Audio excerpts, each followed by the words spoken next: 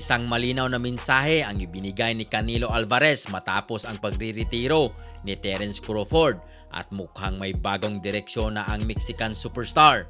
Matatanda ang isa sa pinakamalaking pagkatalo sa karera ni Canelo ay ang laban niya kay Terence Crawford. Sa laban na iyon, na-outclass ang Mexican champion at nawalan siya ng pagkakataong makabawi agad.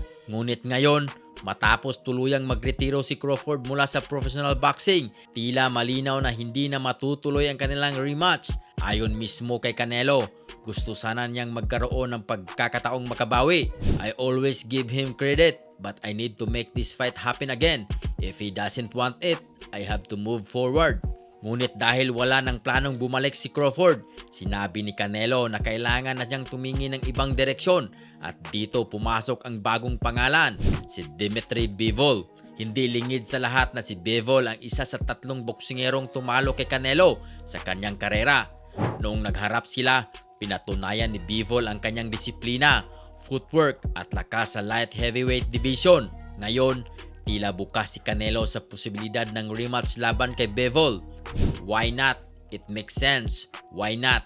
I like challenges. Malinaw sa pahayag ni Canelo na hindi siya umiiwas sa hamon. Sa katunayan, kilala siya bilang boksingerong handang umakyat ng timbang para lang subukan ang sarili laban sa mas malalakas na kalaban.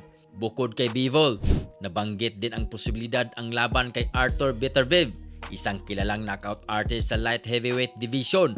Gayunpaman, sa ngayon ay nakatakda si Canelo na bumalik sa Saudi Arabia para sa susunod niyang laban, kung saan inaasahang i-anunsyo ang kanyang susunod na kalaban sa lalong madaling panahon.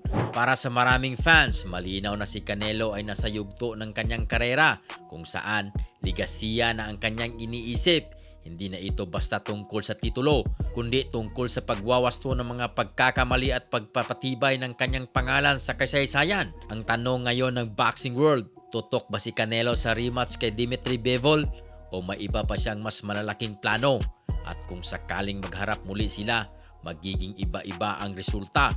Isang bagay ang sigurado, kapag sinabi ni Canelo na gusto niya ng hamon, ibig sabihin ay may paparating na malaking laban. At habang tuluyan ang isinara ni Terence Crawford ang kabanata ng kanyang rivalry, mukhang si Dimitri Bivol ang susunod na target sa radar ni Canelo Alvarez.